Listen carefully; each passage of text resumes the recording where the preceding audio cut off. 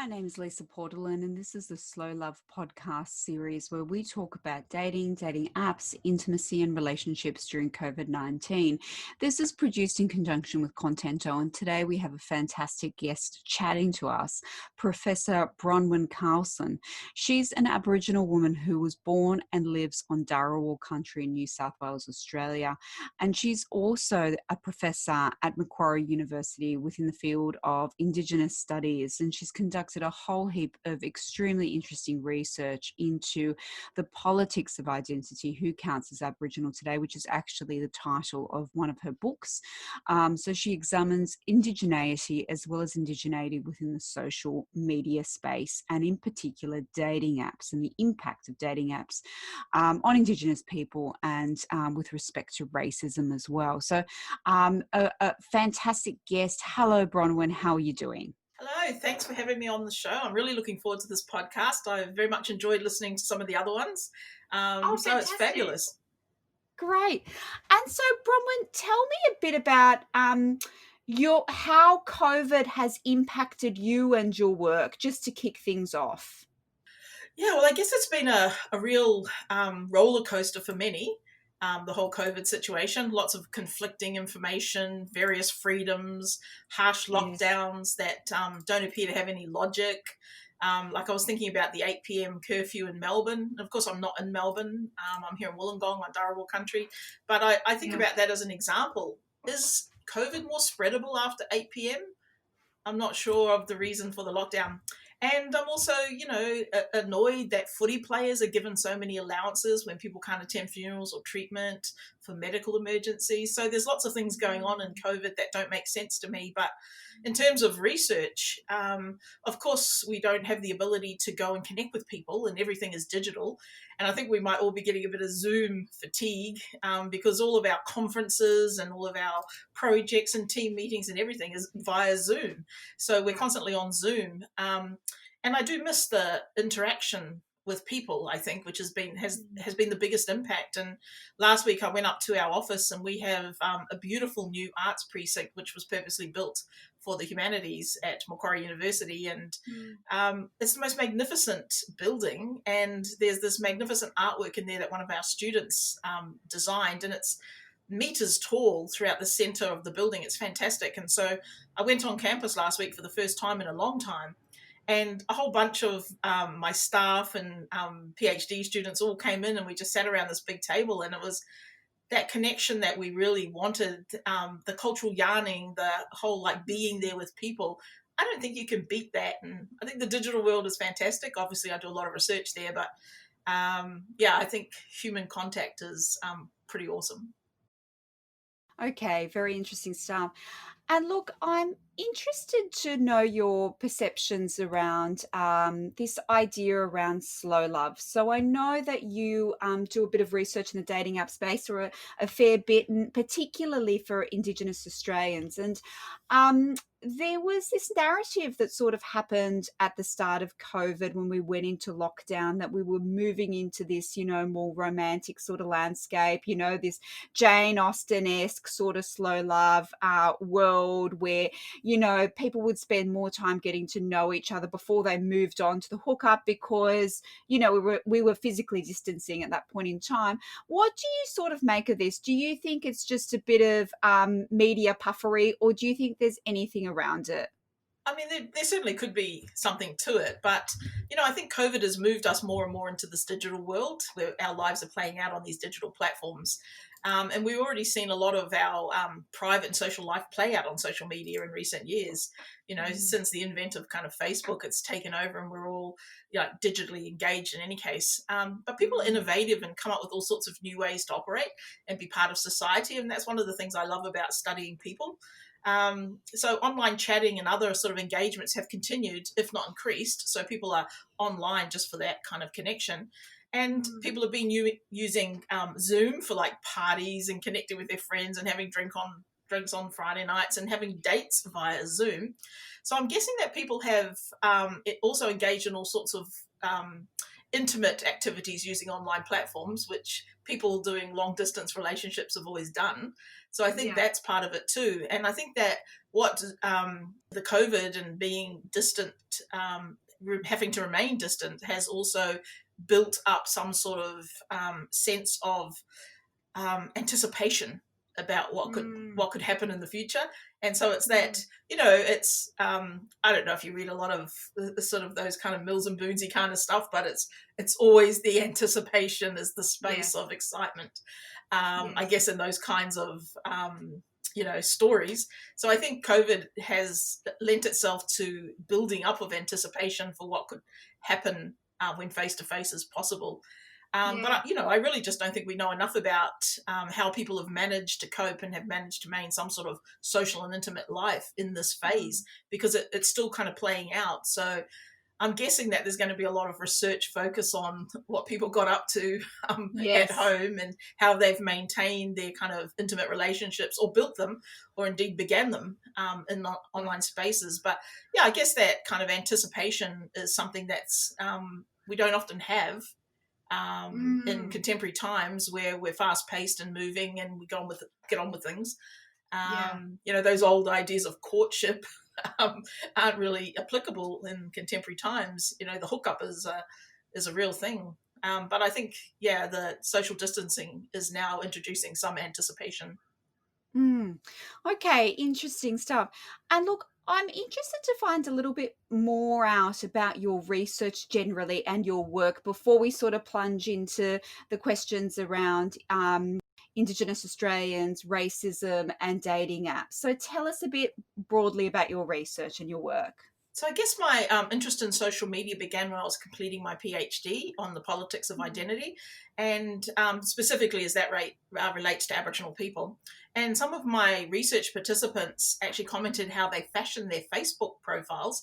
And back then, that was in like 2009 and 2010, Facebook was sort of the primary kind of platform. So how they kind of fashioned their Facebook profiles to ensure it was obvious they were Aboriginal.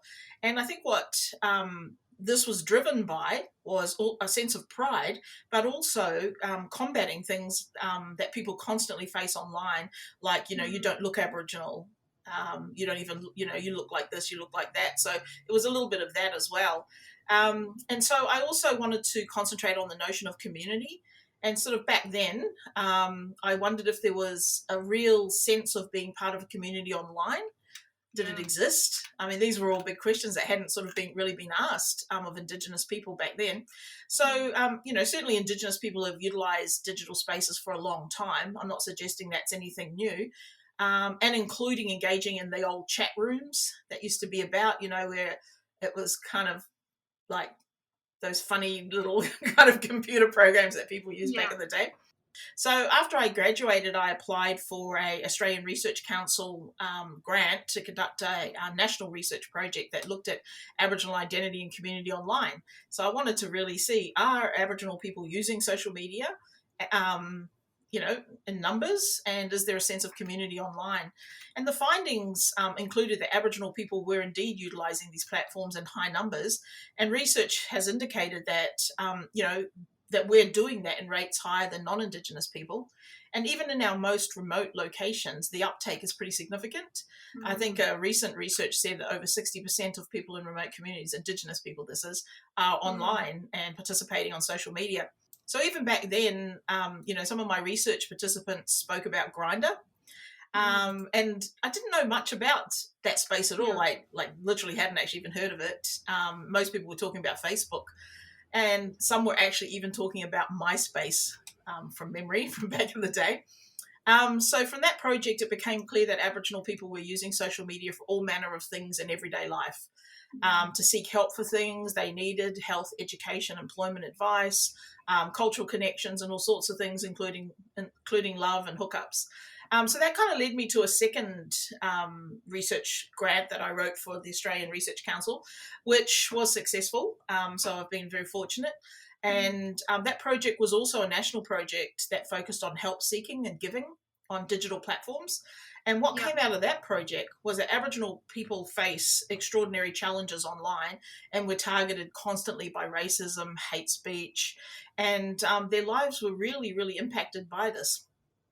So most research that focus on Australian populations don't necessarily include things like cultural backgrounds. So a lot of the research that tells us about online violence or racism and stuff is just looking at the population overall, and there's no intersectionality about it. So we're not looking at gender diversity, we're not looking at cultural background, indigeneity, and a lot of the measures that are used are actually brought from overseas. So they're like American models, and some of the criteria will be like Black, African American, Latino, all of these kind of categories, but nothing to do with us. So that was really interesting project to find out the way in which Indigenous people use social media for seeking help or giving help.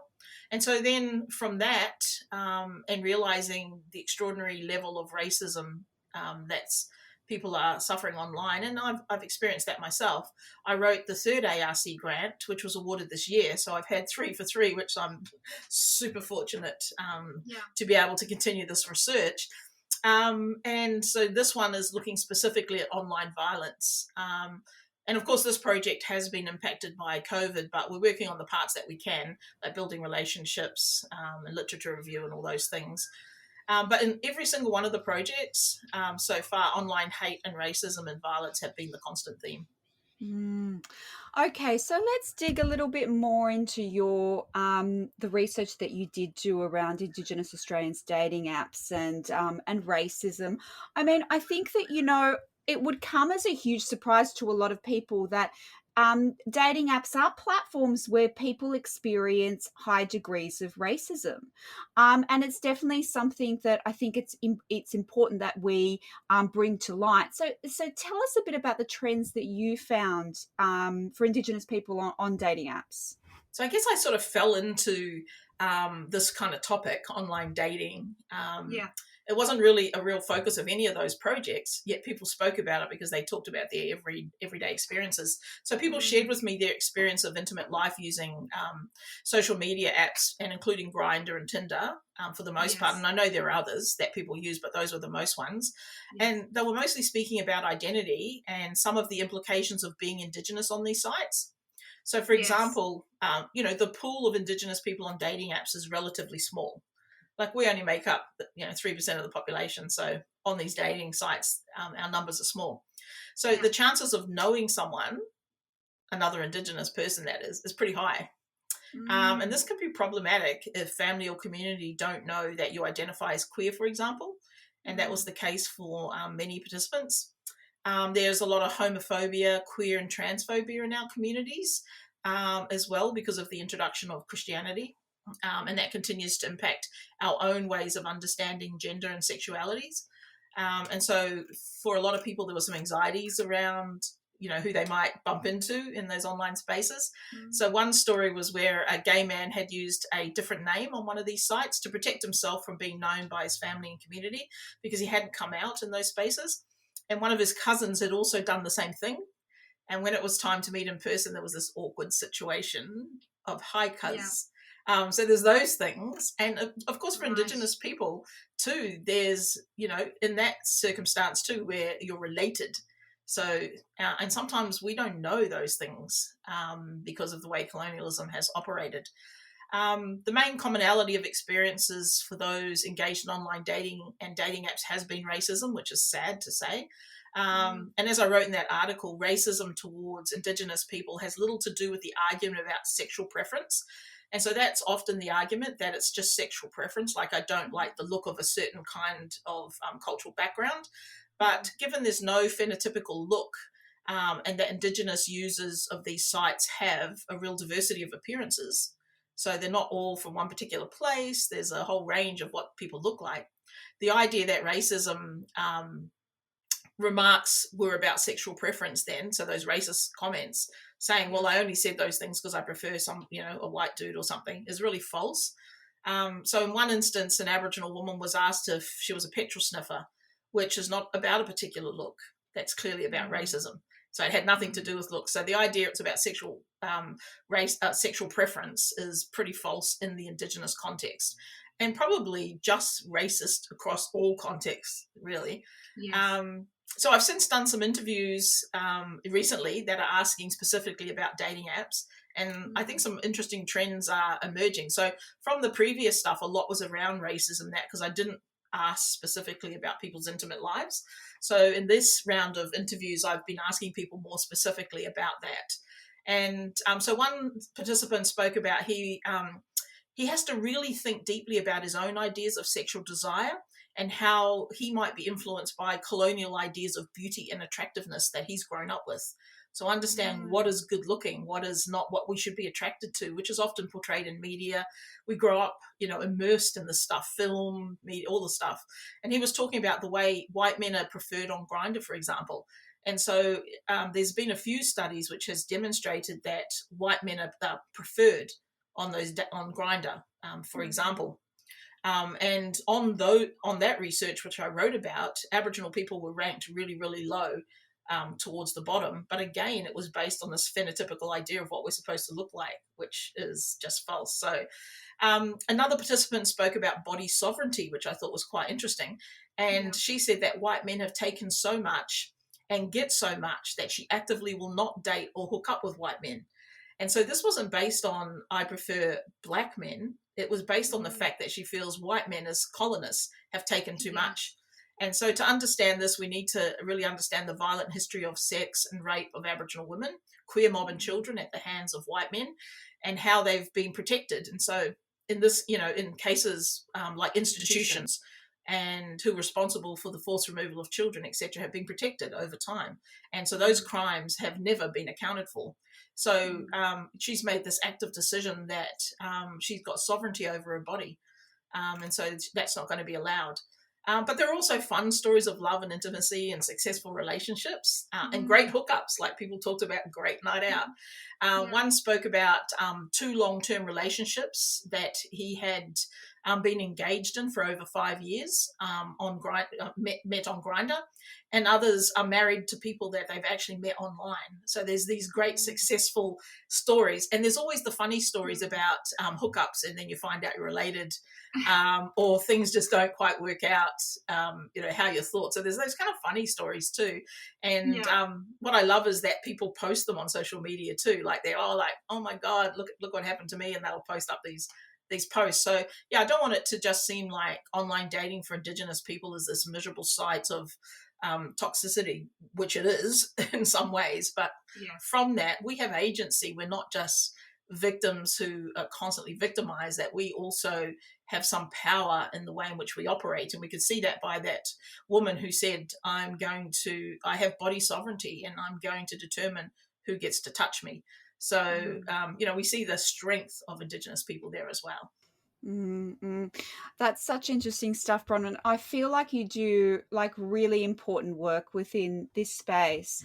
Do you feel like, does your research show that Indigenous people, Indigenous Australians use dating apps in different ways to the way non-Indigenous Australians use dating apps, for example? Yeah, I think that is true. There are a lot of things that could be recognisable for all users. Misogyny is rampant. But for Indigenous people, this also intersects with racism. And so that is the difference there. And a history of colonial thinking about who or what counts as Indigenous. So there's lots of comments to people about, you don't look Indigenous. But then there's the sort of other nasty side of that, where there's this fascination with the exotic, and how some Aboriginal people who spoke to me mentioned this. One received a comment that basically said, you're Aboriginal enough to be exotic, you're really pretty, but not enough to be ugly. And so there was this assumption that the non-Indigenous component of her history meant that she was now desirable in the contemporary world. And so, that's a bit off for people, and you just kind of think, what kind of person is that would say such a thing? So I'd say that the way in which we use any kind of social media or any kind of online places with much trepidation, there's not necessarily, these kind of places are not necessarily safe places for Indigenous people. And I'd argue they're not safe places for a lot of women and queer mob in general. Like, you have to be very careful. But for Indigenous people, there's always those added layers. There's a lot of hate for Indigenous people in this country, which I'm sad to keep saying. We only need to see the lack of outrage, in regard to the unlawful killing of our people in custody and on the streets to know that we're not safe. So, there's no big vigils over our dead bodies, and we know that. So one person I spoke to showed me the violent response that he received from another person when they realised that he was Aboriginal. And they're just violent and horrifying.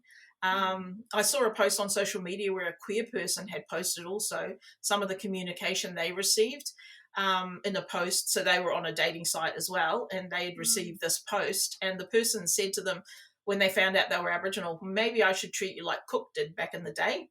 And so while I doubt they knew anything about Cook, they were speaking more broadly about the colonizer, and the implication was that they'd be sexually assaulted and even killed. And some of the women I've spoken to have said, that they feel really unsafe, but they're trying to, engage on that in that space as well. But it's important for us to understand that history, so it's not nothing new. So I was thinking about this article that I read some time ago, and it was a newspaper article in 1984. And so it was this 83-year-old Western Australian man, Xavier Herbert, who I think was quite renowned. And he was quoted in the newspaper. So this was like not just himself saying this was actually quoted, that he was the biggest gin rooter around. And for those people who don't know, gin is a derogatory term for Aboriginal women. And so he's bragging, I'm the biggest gin rooter around. And this is actually what he said. We used to go up to Broome, so he's reminiscing about this, for our holidays. And I knew all through Western Australia that black velvet, which again is another derogatory term for Aboriginal women, black velvet was the thing. So he then goes on to say how it's changed now. He's not allowed to do these things, but he said that black velvet was the perfect mate for the Bushmen. Those black girls, and he's remembering this, saying that when he was in the pearling industry in Broome, that they used to go up to the Kimberley country and steal young Aboriginal gins, as he referred to them, to work as pearl divers. And then he said, of course, they used to rape them too, but when they got too pregnant, we'd chuck them overboard. Oh, goodness. So this is in the newspaper in the 80s in Australia, where these people are reminiscing about these kind of crimes. So when we think about how the public might then react to Indigenous women online, the colonial thinking is that women are here for the disposal or for the sexual pleasure and gratification of white men. And so those kind of, ways just filter into society. And we can see it as it plays out online. Yes, yeah, indeed. It is very ugly. And I think that you use that particular word in your paper in terms of this just ugliness that goes on within these comments and within these behaviors. So I was wondering, Grindr is often the space that is talked about in terms of racial stigmatization for a lot of different minority groups.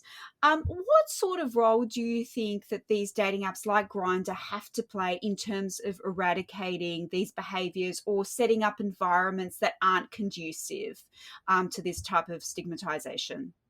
Yeah, I think if we focus on what the platforms could and should do, I think we begin to minimalize the kind of situation to being changeable via a policy.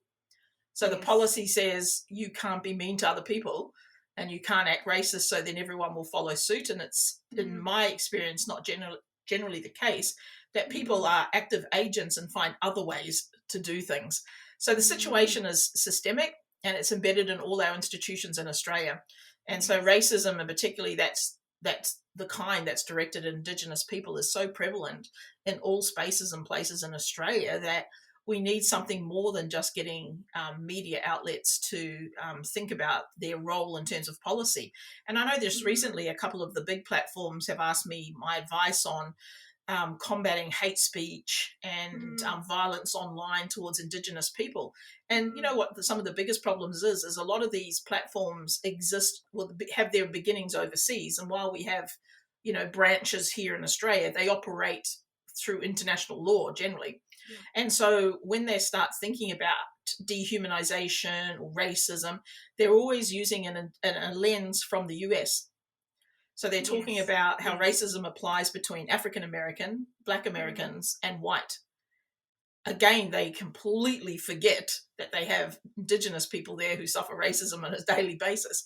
So for them to measure how that operates here is problematic as well. So if we just think about a simple example, was Adam Goods was targeted online and referred to as an ape constantly.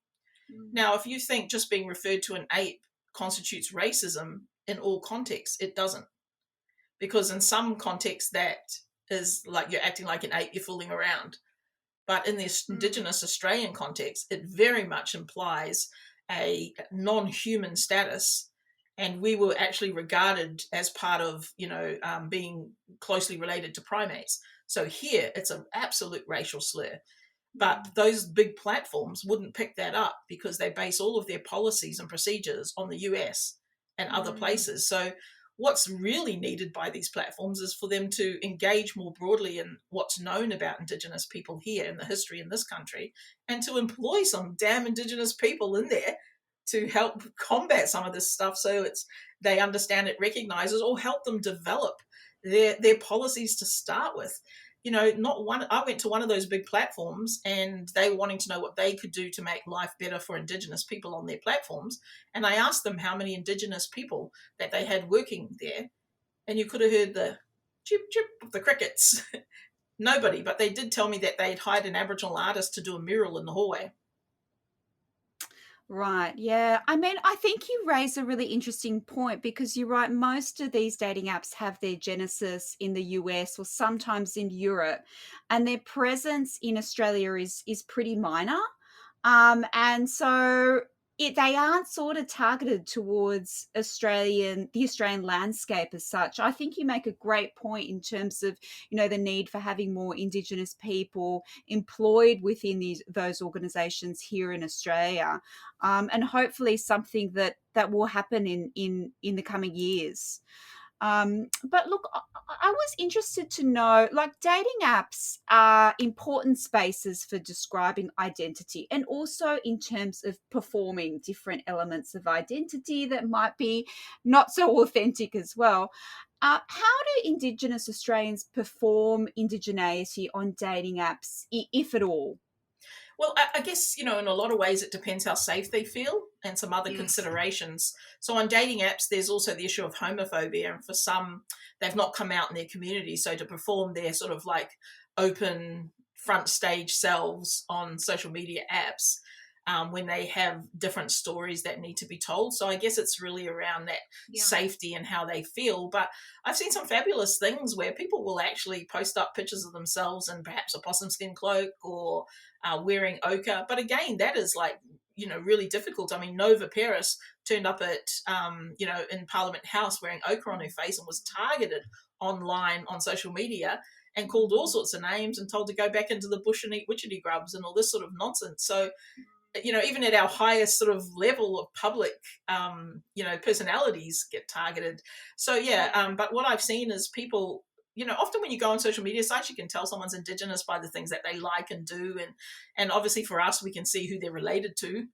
So that helps. But on dating sites, I think at this moment in time, very few would openly identify because of safety reasons. That's a little bit sad that you can't be your full self. Yeah. Yeah, very, very sad indeed. And so what sort of impact do you think COVID has had on Indigenous communities across Australia?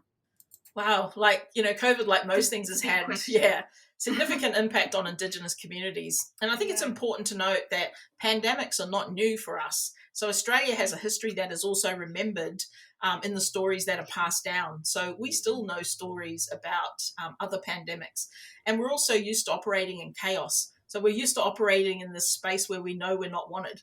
And so we're used to having limited faith in our governments and other institutions like healthcare. So when you operate already on tenterhooks, you sort of can operate and function a little better when the world is in a chaotic state. But Indigenous service providers have worked really hard to ensure our communities have information around COVID. and being COVID safe. And it's more than just information though. So it's like access to funds to stock the cupboards for everyone in the family if a lockdown is a reality in your area. And we even saw that with some of the poor folk in the towers in Melbourne who were given 24 hours lockdown and had no time to access food, and you're relying then on the government to provide you with food for your family, which we could see was 1, culturally inappropriate, 2, insufficient, and 3, just appalling. But it's about being able to overcome isolation and being connected to others, which, you know, for Indigenous people, being connected to our families and communities is really important. And in more remote communities, the cost of food is already outrageous. And in some cases, it's 10 times the cost in urban settings. So the food cost in those communities, in those community stores, is outrageous. And so the lockdown then means choices are further limited. So they can't actually leave those communities to go source out food. So they literally have no food. That's a ridiculous situation. And crazy.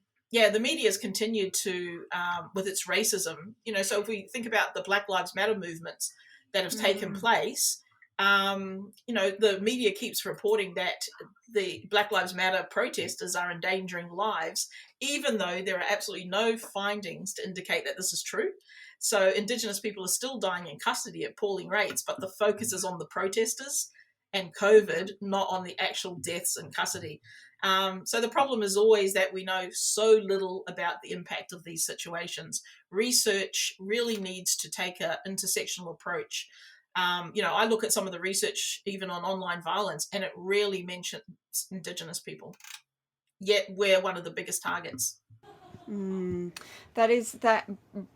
that's super interesting stuff, and I totally agree there needs to be more of an intersectional approach across research, but also across contemporary media, and also every platform that exists, right? It needs to be sort of integrated into the way the work, the way we live, and all those different sort of avenues. I'm curious to know, to sort of wrap this one up, and it's been one of the most interesting interviews that I've done and one of the most powerful as well, I think. Do you think that COVID has changed the way that Indigenous Australians are using dating apps, or how they're considering relationships and intimacies? Or is it too early to tell at this point in time? It might be a little early, but I think that COVID has changed and will change a lot of things. Indigenous people are active users of technology. We know that, and I don't think that will really change. How we use dating apps is a very under-researched area, and like most people who want to include Indigenous content in that, use that one article I wrote. I'm actually writing a chapter at the moment for a book that's coming out at the end of the year that I'm co-writing with my colleague Ryan Fraser, and I'm currently working on the chapter on love. So that'll be a little bit more information. And I'm definitely keen to be involved in more research around this space. But what I think that, you know, COVID has forced us all to be more online before we take that plunge. And so that can add a bit of a safety element as well, I think, in some cases where I sort of think to myself, you know, I'm a bit older now, and so I'm not out there dating or doing any of that stuff. But to just go and have to, you know, meet up with somebody that you've met in an online space and have good faith that that person is not going to harm you is terrifying for Indigenous people. So maybe this sort of space of anticipation while we wait till we can actually move about might add a bit of a safety buffer. I don't know. But I think one thing I do know is that we're not going to get offline anytime soon. And I think Indigenous people are going to continue to come up with innovative and fantastic ways of using online spaces that they do. And I do think that's going to include relationships and intimacy in a bigger way. That was Professor Bronwyn Carlson, professor over at the Department of Indigenous Studies at Macquarie University. Bronwyn has conducted a significant amount of research into the space of dating apps and indigeneity, and also with respect to racism within those spaces, and provided us a whole heap of insights about the safety of dating apps, particularly for Indigenous people, queer mob, and also women generally. And we thank Bronwyn for her time. And this is the Slow Love podcast series. I'm Lisa Portal, and this is produced in conjunction with Contento. Thank you so much. Thank you so much. It's been great.